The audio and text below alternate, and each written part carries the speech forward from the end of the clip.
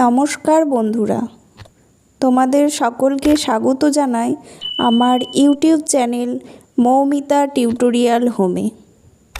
আজকে আমরা আলোচনা করব চতুর্থ শ্রেণীর আমাদের পরিবেশ বইয়ের 65 থেকে 78 নম্বর পৃষ্ঠার পাঠ্য ও প্রশ্ন উত্তরগুলি। চলো তাহলে আজকের ভিডিওটি শুরু করা যাক। কত কি মিশে আছে, এই পাঠ্যটা আমরা আজকে পড়ব। দেখো কি আছে, রোজকার জীবনে আমরা অনেক সময়ই নানা রকম জিনিস মিশে থাকতে দেখি।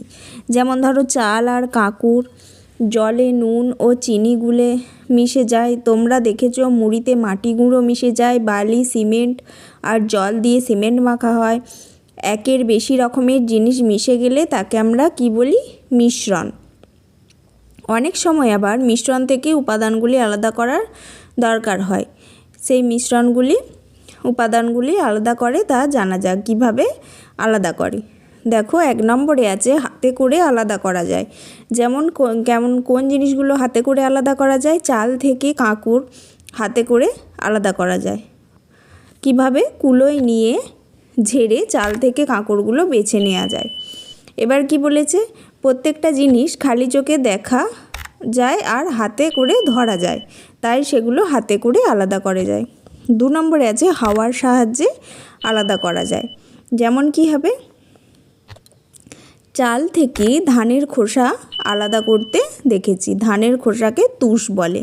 কিভাবে আলাদা করে? মাঠে নিয়ে গিয়ে সেখানে হাওয়া দিয়ে সেখানে দাঁড়াতে হচ্ছে। তারপর তুষ শুদ্ধ ধান হাওয়ায় ভাসিয়ে দিতে থাকলে তা আলাদা হয়ে যায়। ধানের চেয়ে তুষ হালকা, তাই হাওয়ায় তুষটা ভেসে উড়ে যায়। এবারে 3 নম্বর আলাদা করার কি পদ্ধতি? ছাঁকনি দিয়ে। ছাঁকনি দিয়ে কিভাবে আলাদা করবে? চা ছাঁকা হয় ছাঁকনির সাহায্যে। ছাঁকনির ফুটো দিয়ে চা বেরিয়ে যায় আর পাতাগুলো ওপরে আটকে যায়। আচ্ছা, যদি মুড়ি থেকে মুড়ির গুঁড়ো আলাদা করা যায় তাহলে সেটা কিভাবে হবে? ছাঁকনির ফুটোগুলো বড্ড ছোট, মুড়ির গুঁড়োগুলো আটকে যাবে। এবার দেখো কি বলেছে, চালুনি আনলেই, রুকসানা বলছে এটা চালুনি আনলেই আলাদা হয়ে যাবে গুঁড়োগুলো। এবার কি বলছে দেখো, তাহলে আমরা বুঝলাম ছাঁকনি আর চালুনির কাজ একই। দুটো ক্ষেত্রেই একই নীতি আলাদা করার কাজটা করছে। এবার কি বলেছে? 1 গ্লাস জলে 1 চামচ নুন গুলে দেয়া হলো। এই নুন জল থেকে ছাঁকনি দিয়ে কি নুন আলাদা করা যাবে? দেখো কি বলেছে, থিতিয়ে ফেলে আলাদা করা যাবে। চালটা নিয়ে তোমার মা কি করে চাল ধুয়ে নেন দেখেছো? চালটা নিয়ে একটু জল দিয়ে হাতে করে নাড়িয়ে নেন, তারপরে ওপরের জলটা ফেলে দেয়। ঠিক সেরকমই এতে হালকা ধুলো জলের সঙ্গে বেরিয়ে যায়। চালের দানা ভারী, তাই তলায় থিতিয়ে যায়। তাহলে কি বুঝলাম? নদীর জলে ভাসমান সূক্ষ্ম বালিমাটি থিতিয়ে পড়ে, নদী ক্রমশ বুজে আসে। বন্যার পরে যে পলিমাটি থিতিয়ে পড়ে সেই পলিমাটি চাষের পক্ষে খুব উপযোগী হয়। এই জায়গাটা একটু ইম্পর্টেন্ট আছে। 5 নম্বরে আছে মিশ্রণ থেকে বাষ্প করে তরলকে সরিয়ে ফেলা। এটাও একটা পদ্ধতি মিশ্রণ আলাদা করার। দেখো কি বলেছে, বাটিতে একটু জল ঢালো, এতে 2 চামচ নুনকে চামচের সাহায্যে গুলিয়ে দাও। এটা কি তৈরি হলো? এটা নুন জল তৈরি হলো। নুন জলটা যদি একটা থালায় ফেলে দুপুরের রোদে রেখে দিই, 2 দিন পরে কি দেখতে পাবে? জলটা উপে যাবে, নুনটা পড়ে থাকবে। বলছে কি করে জানলে? যে দীঘায় বেড়াতে গেছিলাম, সেখানে সমুদ্রের জলে ভেজা কালো প্যান্ট না কেচে রোদে রেখেছিলাম, প্যান্টটা সাদা সাদা দাগ হয়ে গিয়েছিল। মা বলেছিল ওটা সমুদ্রের নুন। কি করে বুঝলে ওটাই নুন, বালি নয়? ওটা যে জলে গুলে যায়, বালি তো জলে গুলে না। এরপর কি বলেছে, সমুদ্রের জল থেকে কি নুন তৈরি করা যাবে? হ্যাঁ, নিশ্চয়ই। সমুদ্রের জল থেকে এইভাবেই নুন তৈরি করা কত সহজ। এক সময় ভারতে এইভাবে নুন তৈরি করত লোকেরা। পরে ব্রিটিশ শাসকরা নুন তৈরি করতে বাধা দিয়েছিল। তারা নুনের ওপর চড়া কর বসিয়ে দিয়েছিল। নুন সমস্ত মানুষ ব্যবহার করেন। নুনে কর বসালে সবারই অসুবিধা হয়, তাই ব্রিটিশ বিরোধী আন্দোলনে লবণ কর না দেওয়ার ডাক দিয়েছিলেন মহাত্মা গান্ধী। তার নেতৃত্বে সমুদ্রের জল থেকে নুন তৈরি করেছিলেন সাধারণ মানুষ। এই জায়গাটা খুবই ইম্পর্টেন্ট, তোমরা ভালো করে এই জায়গাটা পড়বে। এবার এখান থেকে আমরা কিছু প্রশ্ন উত্তর দেখে নেব। মিশ্রণ কাকে বলে? একের বেশি রকমের জিনিস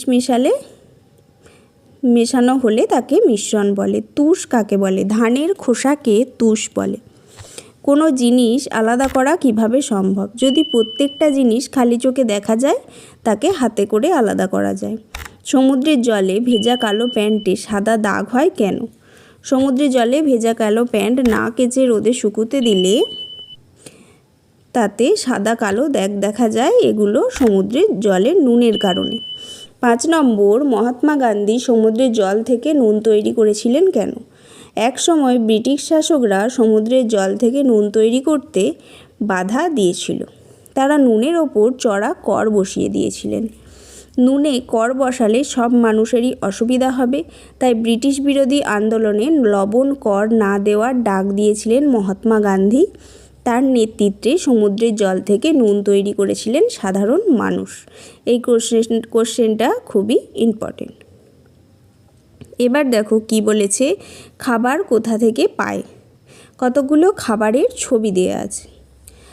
কি বলেছে, ওপরে খাবারের তৈরি উপকরণের কিছু ছবি দেয়া আছে। এগুলো থেকে কি কি খাবার তৈরি হতে পারে বড়দের সঙ্গে আলোচনা করে লেখো। কি লেখা আছে? এমন কিছু যা সরাসরি খাওয়া যায়। এখানের ছবি অনুযায়ী ভুট্টা, কলা, আম, নারকেল, আপেল, পেঁপে, আখরোট, ঘোল, ওষুধ, কাঁচা লঙ্কা এগুলো সরাসরি খাওয়া যায়। আর যে খাবার অন্য খাবারের সঙ্গে মিশিয়ে বানানো হয়, দই, বিট, গাজর, বিন, ডিম, মাংস, ধান, ফুলকপি, ওল, আলু, লঙ্কা, আদা, লাউ, বেগুন, কাতলা, চিংড়ি, আটা, চাল, এগুলো অন্য খাবারের সঙ্গে মিশিয়ে বানানো হয়। এবার কি বলেছে, ওপরের ছবিগুলোর সাহায্যে তোমাদের প্রতিদিনের একটা খাদ্য তালিকা তৈরি করো। দেখো কি বলেছে, সকালে কি খাও? সকালে যে যেমন খাও এখানে লিখবে।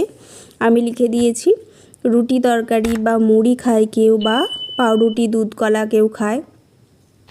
দুপুরে কি খায়? ভাত, ডাল, ভাজা, তরকারি, মাছ বা ডিম বা মাংস। বিকালে কি খায়? মুড়ি বা রুটি বা ম্যাগি, চাউমিন, যে যেমন খায়। রাত্রে রুটি বা ভাত, তরকারি, মাছ বা ডিম বা মাংস বা দুধ। এবার কি বলেছে, ছবিতে দেয়া উপকরণগুলো থেকে তৈরি খাবার ছাড়াও তোমার এলাকায় আর অন্য কোন রকম খাবারের কথা জানা থাকলে সেই খাবারের নাম ও উপকরণ লিখতে বলেছে। দেখো বলছে ইডলি কি দিয়ে তৈরি হয়? চাল বাটা। চানাচুর ডাল দিয়ে। আলু কাবলি আলু। মিষ্টি দুধ দিয়ে। এবার বলেছে প্যাকেট করা নানা খাবার। নিচের ছবিগুলি ভালো করে লক্ষ্য করো। এবার কি লেখাটা আছে দেখো, নানা স্বাদের তৈরি খাবার আর প্যাকেট তৈরি করা খাবারের কথা আমরা তৃতীয় শ্রেণীতে জেনেছি। তোমরা প্রতিদিনের খাবারের তালিকায় এই ধরনের কোন কোন খাবার থাকে সেটা লেখো। নিজেদের মধ্যে আলোচনা করো। দিদিমণিকে জিজ্ঞাসা করো এই খাবারগুলো প্রায়ই খেলে শরীরে কি কি অসুবিধা হতে পারে। দেখো তোমার জানা খাবারের নাম। ম্যাগি কবে তৈরি? 10/10/2025। সেটা কতদিন অবধি খাওয়া যাবে? 9/7/2026 পর্যন্ত। চাউমিন 8/9/2025। সেটা কতদিন খাওয়া যাবে? 8/10/2026। লেজ বা আলু ভাজা প্যাকেটজাত, সেটা 16/10/2025 তৈরি, খাওয়া যাবে কতদিন? 16/10/2026 পর্যন্ত। চানাচুর 20/12/2025 তৈরি হলে 20/3/2026 পর্যন্ত খাওয়া উপযুক্ত। প্যাকেট করা তৈরি খাবার প্রায়ই খেলে শরীরের কি কি অসুবিধা হতে পারে? কি কি হতে পারে? পেটের গোলমাল হতে পারে, অনিদ্রা, ক্লান্তি, খিদে কমে যেতে পারে। এরপর কি বলেছে, না মানুষের নানা খাবার। দেখো হাতি আর মশার খাবারের চাহিদা কি একই? আর গরু আর কুকুরের কি খাবারের চাহিদা এক নয় তো? তাহলে দেখো হাতি কলা গাছ ভেঙে খায়, গরু ঘাস খায়, খড় বিচুলি এইসব খায়, প্রজাপতি খায় ফুলের রস। এবার কি বলেছে, সব প্রাণীদের তাহলে আলাদা আলাদা রকমের খাবার থাকে। কুকুর তো দাঁত দিয়ে কামড়ে খায়, খাবারের পদ্ধতিও আলাদা। কুকুর দাঁত দিয়ে কামড়ে খায়। টিয়া পাখি ঠোঁট দিয়ে ঠুকরে ঠুকরে খায়। সেরকমই সব প্রাণীদের আবার দাঁত থাকে না। সব প্রাণীদের খাওয়ার ধরনও একই রকম নয়। বিভিন্ন প্রাণী বিভিন্ন ধরনের খাবার খায়, আবার খাবার ধরনও আলাদা। তোমরাও তোমাদের চারপাশের বিভিন্ন প্রাণীরা কি কি খায় আর কেমনভাবে খায় সেই সব নিচে ছকে লিখতে বলেছে। দেখো, মৌমাছি কি খায়? ফুলের রস চুষে খায়। ঘাসফড়িং খায় ফুলের রস চুষে খায়। কেঁচো মাটি খায় চুষে। উকুন রক্ত খায় চুষে খায়। ব্যাঙ পোকামাকড় খায়, কিভাবে খায়? জিভ দিয়ে টেনে। সাপ, ব্যাঙ, ইঁদুর, খরগোশ এইসব খায়, কিভাবে খায়? গিলে খায়। পায়রা দানা শস্য খায়, কিভাবে খায়? ঠুকরে ঠুকরে খায়। বিড়াল ভাত, মাছ, দুধ এইসব খায়, কিভাবে খায়? কামড় দিয়ে চেটে খায়। কুকুর ভাত, মাছ, মাংস এইসব খায়, কিভাবে খায়? কামড় দিয়ে খায়। টিকটিকি, আরশোলা, পোকামাকড় এইসব খায়, কিভাবে খায়? গিলে খায়। আজকের ভিডিওটি এখানেই শেষ হলো। যদি ভিডিওটি ভালো লেগে থাকে অবশ্যই চ্যানেলটিকে সাবস্ক্রাইব করুন এবং এই ধরনের আরও ভিডিও পেতে কমেন্ট করুন।